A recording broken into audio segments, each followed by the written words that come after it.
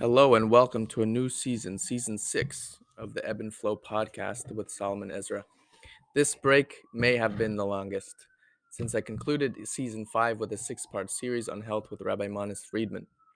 Since then, the majority of my time and focus has been in being at and learning in yeshiva. And up until recently, I was learning in New Jersey, but as of today, and as you may know if you keep up with my newsletters, I'm studying at a yeshiva in Crown Heights, Brooklyn, New York.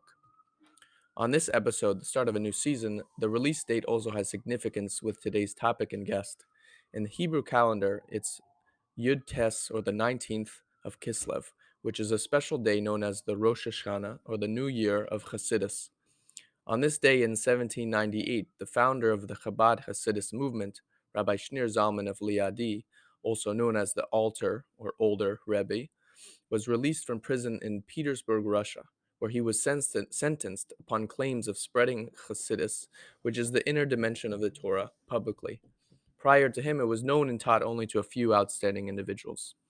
Our sages taught that, quote, the Holy One, blessed be He, made the world below similar to the world above. So we learn, as taught from the 6 other succeeding Rebbeim after the Alter Rebbe, that his imprisonment and liberation has a meaning spiritually. In short, a reason he was imprisoned in the world was because in the heavenly court, he too was being accused for revealing these precious mysteries of the Torah, which is Chassidus. His liberation resulted from an acceptance of his approach to begin sharing these teachings to the public. As his mentor, the founder of the Hasidic movement, the Baal Shem Tov, heard in a deep meditation from Mashiach himself, from the Messiah, that he, the Messiah, will come, quote, when your well springs will be disseminated far. Therefore, today, I'm sharing with you a wonderful conversation I had with Rabbi Hertz Pewzner, the author of The Basics of Chassidus, whom I'd met in Morristown, New Jersey.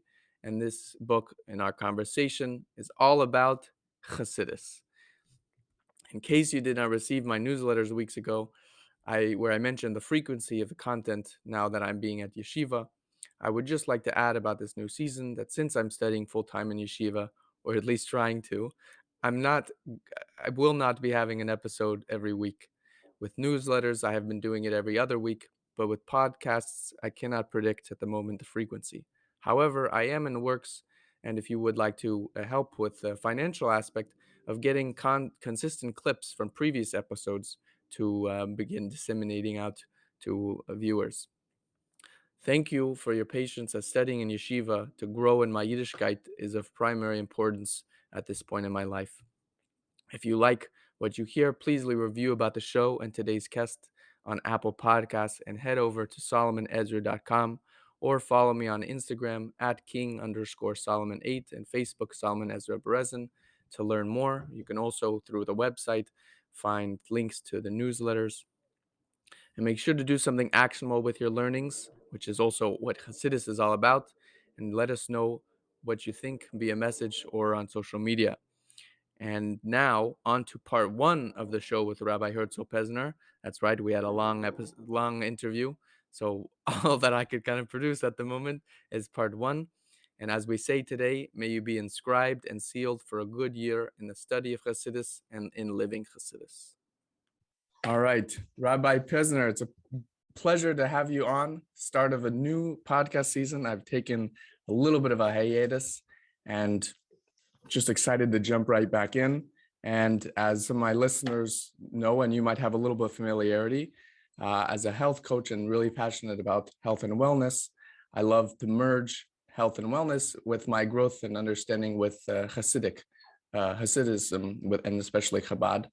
So, and you have this awesome book, The Basics of Chassidus, and I've really flipped through most, but not all of it just yet, and really want to explore with you a little bit about yourself and this book and what led to its coming about. So if we could please share with us a little bit about yourself and how you grew up and became a rabbi and wanting to write this awesome book, the first of many. Wow. Okay. So the first, you have others. You have others. All right. So first of all, thank you, and let me introduce this book and project, and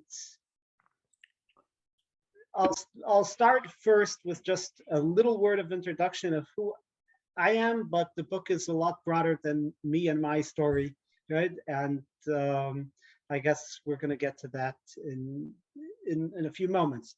So my background is that I grew up as a it's as part of a Chabad family. My parents are the directors of Chabad of Harrisburg, Pennsylvania. So that's a relatively small town, small Jewish community in central PA. And that's where I grew up. And for me personally, Chassidus, the study of Chassidus, the teachings of Chassidus have become a very, very important part of my life in a very personal way as a teenager. And in my experiences around various communities, engaging with Jews, sharing ideas of Chassidus became something that we really, really bonded on. So this book was really a beautiful opportunity to be able to share Chassidus and use these teachings and these very, very powerful, inspiring, enlightening teachings as a form to ultimately bond with others, right? I find the book to be, in a way, a mode of communication that I can reach people who are not within physical proximity, right? And we can connect in a certain sense through this book, right? So, Yeah. Awesome. Thank you for sharing. Given that you grew up in a Chabad family, how was getting started and learning all of it for yourself? You know, I grew up not in a Chabad practicing family, and then, you know, there's lots of different personalities that you might encounter. But how was it for yourself? You know, from some familiarities and connections that we have between us. You know, I learned that you have a very brilliant mind and learning all this stuff. So I'm also interested in how you really kind of dug into what you were learning and personalized it and really kind of made it your own, so that when you reach out to other individuals like myself or whoever's reading the book, or even just in person, to really connect with them. all right. So I think that's a wonderful question. I think it's leading us a little to dig a little bit deeper. What is Chassidus? And, you know, obviously I can give you, there's a book about it, right? It's, you know, I can give you the 470-page answer. I think I missed it in my initial introduction of myself. You asked about origins and background. I said, where did I grow up? But currently, for the past 7 years, I've been serving as a teacher of Hasidic wisdom in yeshiva in the Rabbinical College of America in Morristown, New Jersey, and that has been what I've been doing day in, day out, communicating with students, sharing, connecting over these teachings. But actually, to appreciate what Chassidus does, I think it will become very, I feel like it's kind of clear that anybody can connect to it, regardless if you grew up not being exposed to these teachings, or if you have been exposed all your life, but there's something really profound and vibrantly exciting about the teachings of Chassidus. And I have a little insight that I'd like to share from a personal life experience that might give a little bit. Please. Okay, so a conversation for another time, a story for another time, is that I spent several years visiting the Jewish community in Iceland. So Iceland is this North Atlantic country in the middle of the Atlantic Ocean, right? and did not have an established Jewish community. You had, and as a project back in 2011, my older brother started these trips to go for Pesach, to go to do the Passover Seder, to lead Rosh Hashanah services, Hanukkah, and so on. And then I continued that for a couple of years, and then ultimately this culminated in 4 years ago, a permanent Chabad center by wonderful friends of mine, Rabbi Avi and Mushki Feldman, and that's what's going on there. Now, Iceland is a beautiful country. It's a volcanic country, and its terrain is rather unique. And it doesn't have the typical foliage or grass or stuff that you might be familiar with from other parts. Because it's rocky, you have a lot of moss and a lot of very interesting plants. And over the course of my trips, they seem different colors to me. I noticed that when I traveled during the summer or end of summer, those colors were particularly vibrant. And just the whole terrain was just beautiful, rich, filled with all this color. And then over other times, other times of year, for example, in the winter, Hanukkah, if we were able to see it and it wasn't covered in snow, it just looked really dull, really, I wouldn't say muddy because it wasn't dirty, but it just looked dark, gloomy, and it just didn't seem very pretty, right? And it struck me because I come, a couple of times a year for visits, and the terrain, the moss is not regenerating itself. It's not going back and coming forward, right? It's really there all the time, but why does it look different? And it took me a couple of trips until I realized it's the lighting, the sunlight. You see, Iceland during the winter, there's 4 hours of sun, and the sun stays really, really close, hovering near the horizon. The amount of light exposure is very low. In comparison, in the summer months, when you're going to have long days, even the end of summer, but you're going to have long days. The sun is much further up in the sky, and it's well above the horizon. The terrain is simply more illuminated, and you're able to see. And it struck me because the terrain is the same. It's the lighting that's different. And the vibrancy of what you're seeing, your entire experience is determined completely by the lighting. And there was a Jewish fellow, an Israeli, who was a photographer, who was spending some time in Iceland at that time when I made that realization.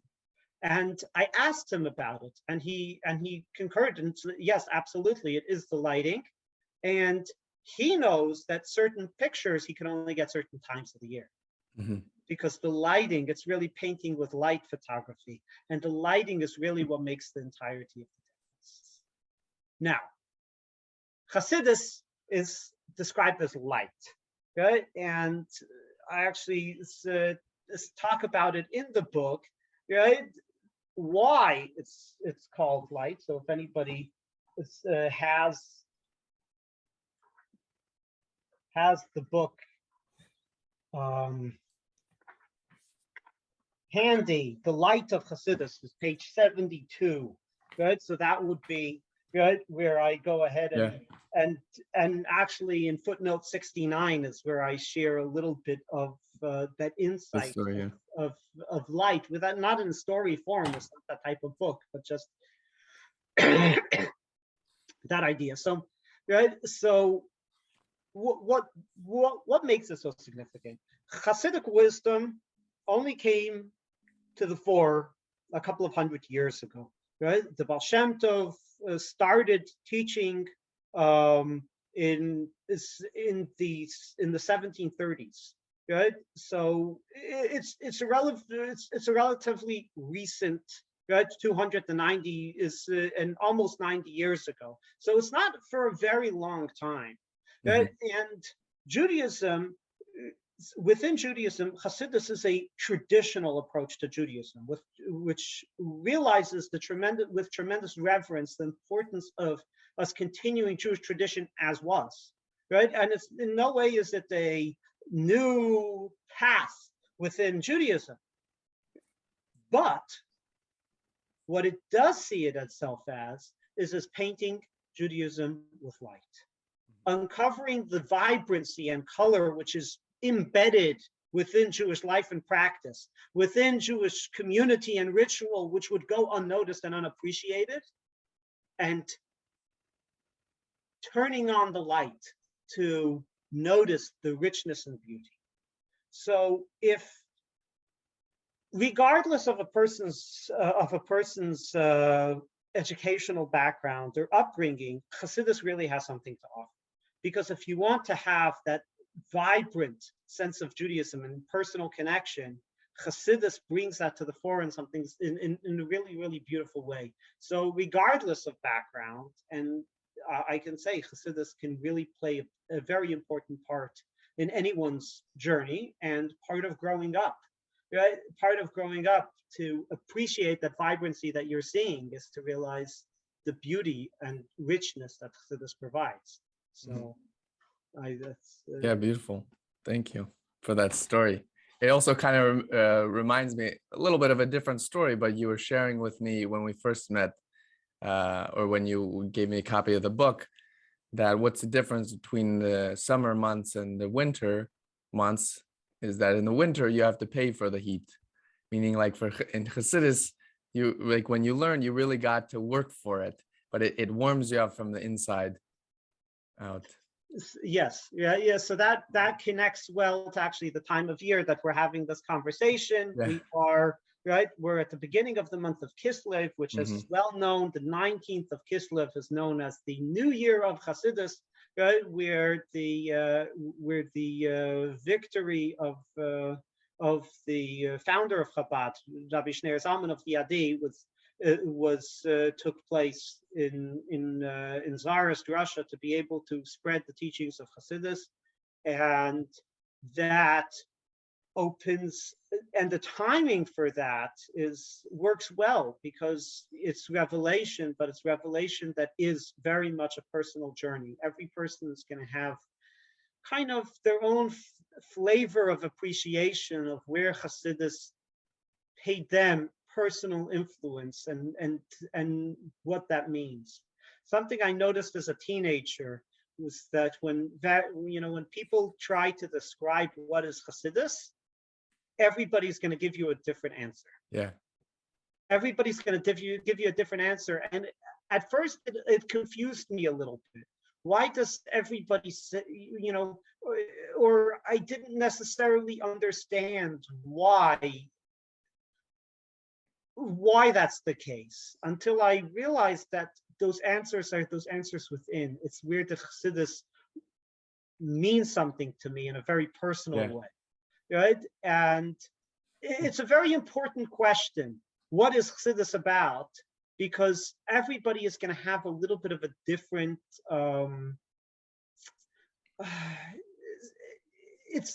I'll call it an answer, but it's almost an intuition and experience of where did they connect? It's a point of connection, right? Well, it actually brings up a great point that I'd like to explore a little bit is when we talk about what is Chassidus, and part of this question will involve also how a lot of people, a lot of us, we experience, because when it comes to words, like, and that's why I love the first, in chapter 2, the first part, you have defining the Torah.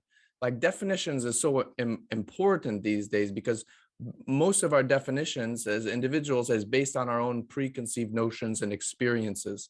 So when we even think, or we even talk about Chassidus, it brings up so many different ideas, which can include for a lot of people resistance towards it.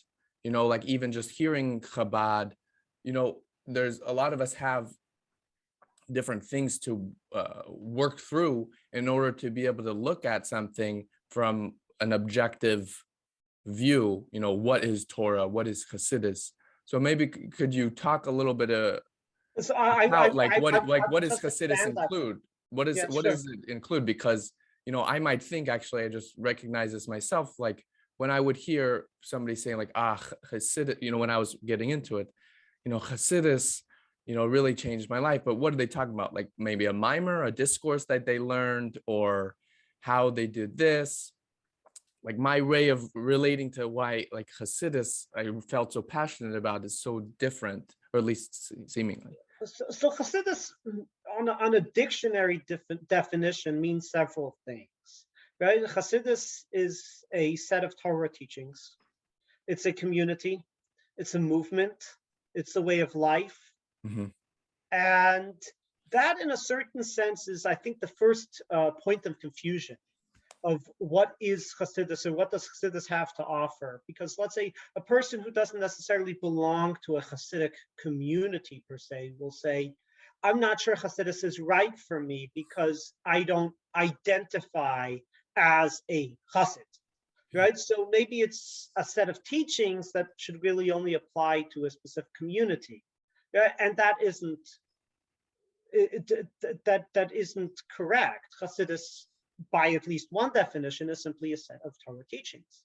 Right? No one is going to walk over to a Svarim bookshelf in shul and say, I would really like to study only texts that were produced in my local community, or I want to only see, you know what I mean? I only want to study from a specific segment of, halacha and Torah Judaism is really a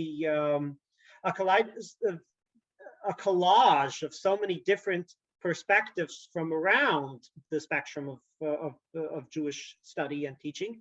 And a person who would like to get a cohesive presentation of what is Torah has definitely what to learn from a wide array of Torah works, regardless if they live full time in a community which is built upon a specific set of teachings. So Chassidus is very wide ranging, and a lot of times people may feel, as you say, a little bit of a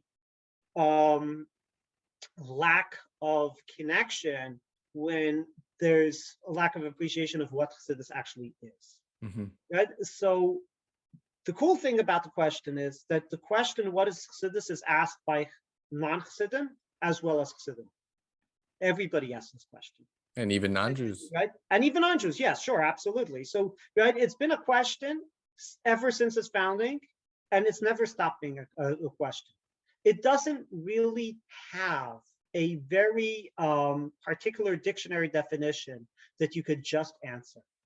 Chassidus really is the wisdom of the soul, and it's about the connection of the soul on a community level, on a global level, and it's very hard to define the soul. It's very hard to have words for it. There's that point of Jewish connection called the Pintele Yid, the Jewish dot. We call it a dot. We don't have a name for it. It's a Pintele. That's the Yiddish term. What is it? Well, we can't agree on a name pen.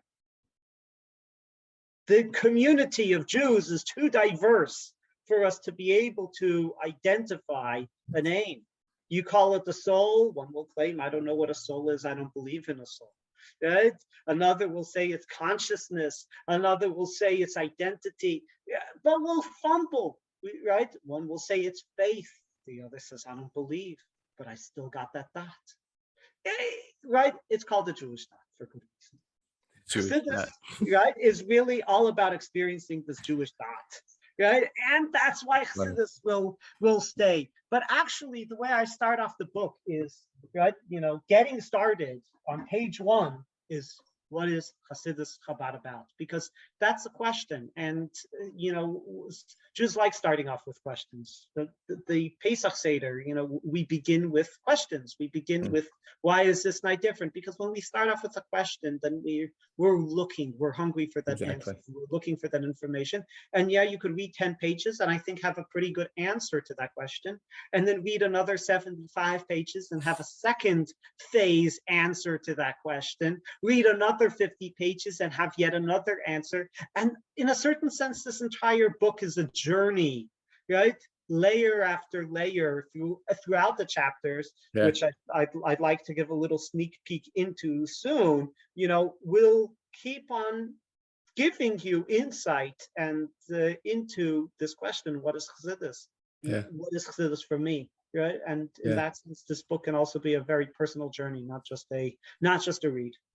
Yeah. You mentioned just a little bit. How can we experience that Pentaliyid? So can you touch a little bit onto that? Like, for example, my re-exploration of what Judaism really means. And like I mentioned also at the beginning, this podcast like started as like holistic health. Like, how do we live in that state?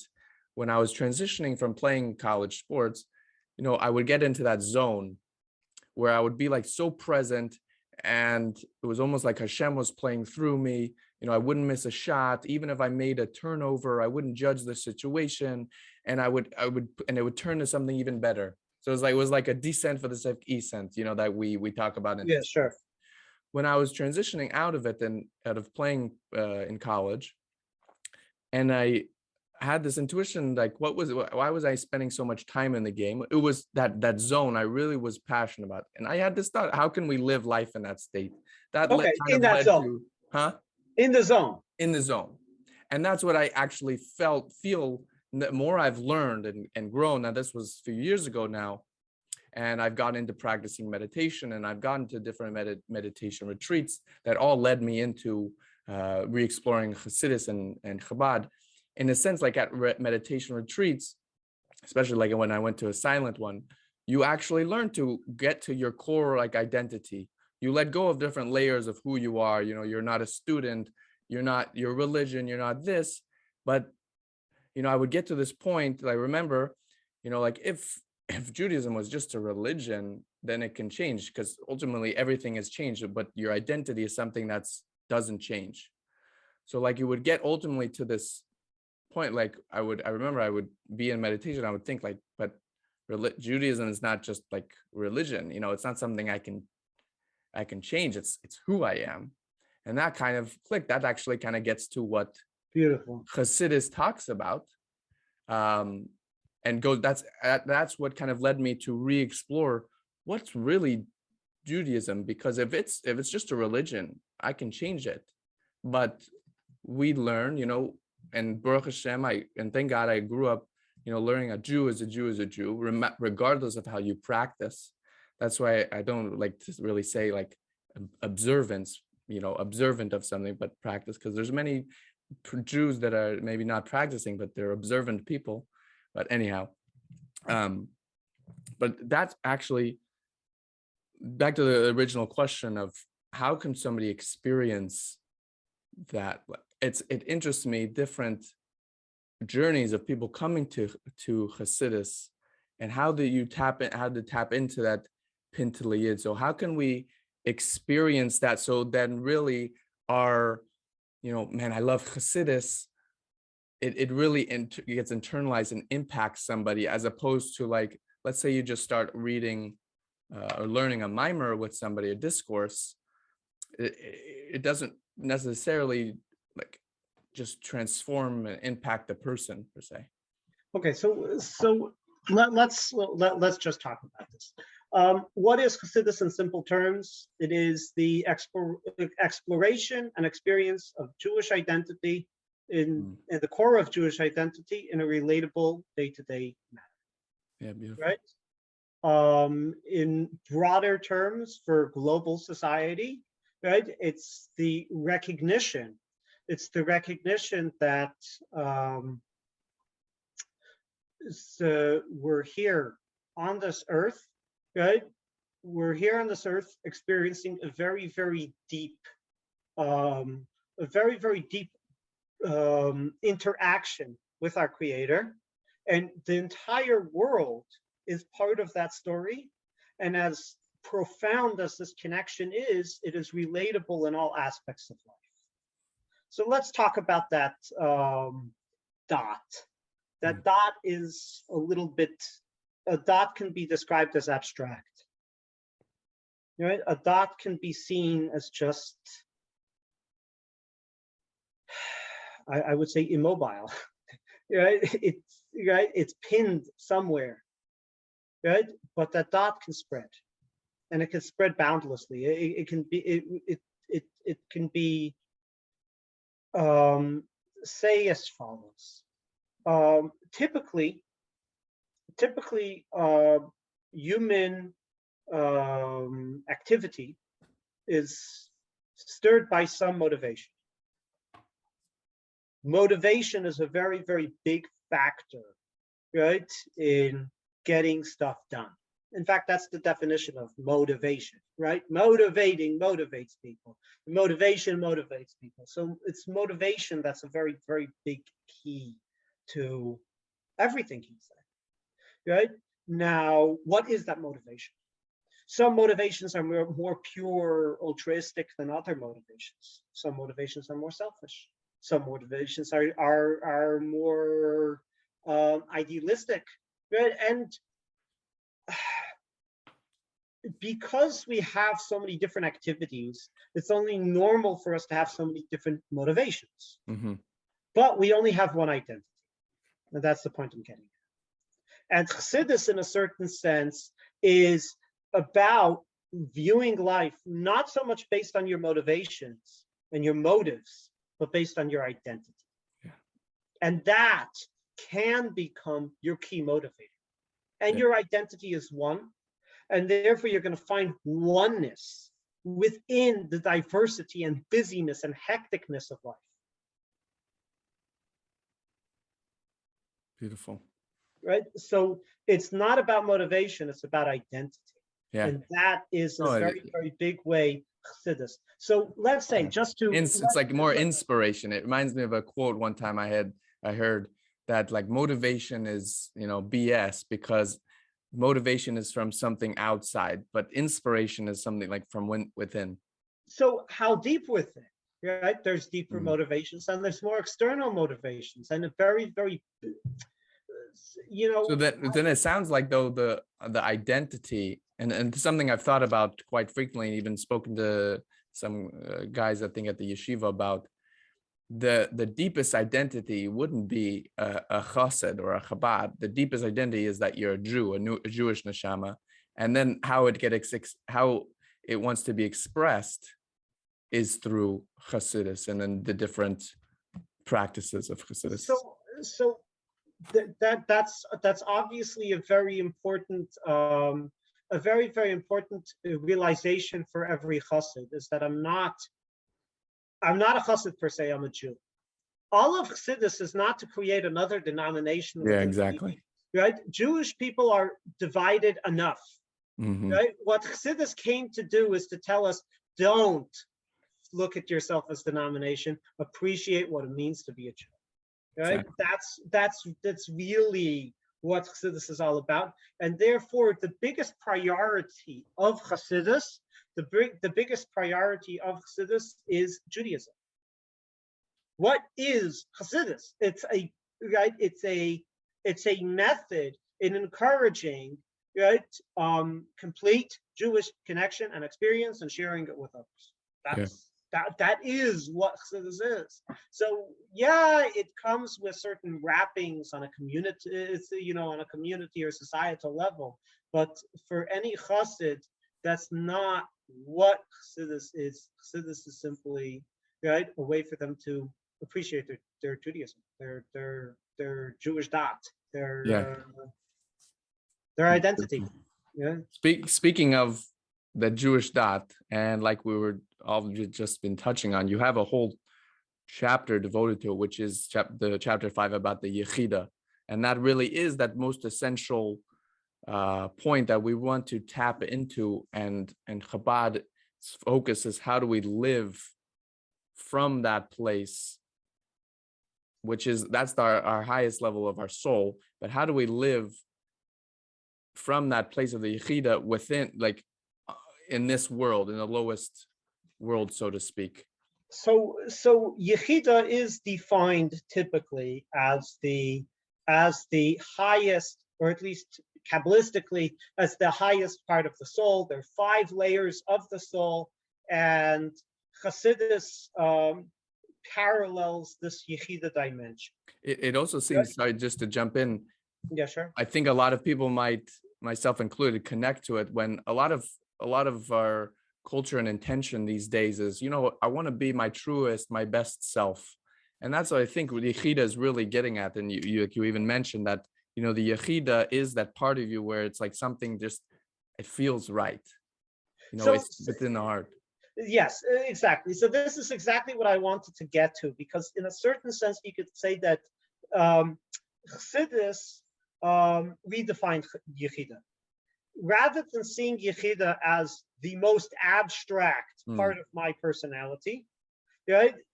Chassidus embraced the Yechida as my truest self, my real identity, and something that can be relevant and relatable throughout, right? So I feel like I haven't had a chance yet to introduce the book, right? We're talking about Chassidus, we're talking about these ideas, but I feel let's share with our Please. the listeners exactly what we are talking about. So Chassidus, as stated, started off with the Baal Shem Tov, right? Became crystallized and expounded upon by the founder of Chabad, Rabbi Shneur Zalman, and the following 7 Chabad Rebbes, making Chassidus be an entire set of ideals, an entire worldview, an entire system. Doing so, they gave a library of over 500 books of Hasidic wisdom.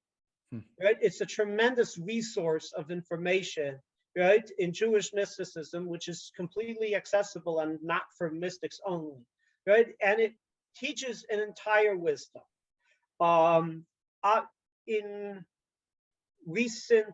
this generation, a lot of it has been made accessible in other languages, more than anything in English. And, there's a tremendous amount available online at Chabad.org and so on and so forth.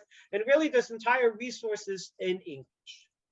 What hasn't been done yet, and this book is coming to fulfill, is to give a one-stop destination of where can you get the big picture? Where can I appreciate what is Chassidus from the beginning to the end? Where can I tap into the wisdom presented in so much, right, of these, entire span of generations of Chabad Rebbe's teaching Chassidus, and package it into a cohesive one-stop picture, right? And that is the mission and purpose of this, the basics of Chassidus that we're discussing today. And what it does is that this is the first volume of the series, but covers Chabad, its origins, principles, and purpose. So this is basically as foundational as you can get into seeing the entire picture of Chassidus based on its origins, both on a Torah level as well as a historic level of what caused Chassidus to originate, where did Chassidus come from, right? What are its primary principles and how we can appreciate them. So we're going to go through, right, defining Chassidus. We're going to then go into understand its linkage to perspective on the oneness of God, Achdus Hashem, which is a very fundamental point in Judaism, but Chassidus takes that to have tremendous relevance. To understand Avodat Hashem, the path of divine service, which is most fundamental to what Chassidus is about. To understand the personal mission and the light of Chassidus. To understand the purpose of existence according to Chassidus, which are all these are the core building blocks, you can say, of what Chassidus is all about. Yeah. Covering them all while finding their cohesive theme, their cohesive message. Also, so that Yechida is not just a topic in chapter 5, but really, in a certain sense, you could say it's the interwoven theme throughout the book.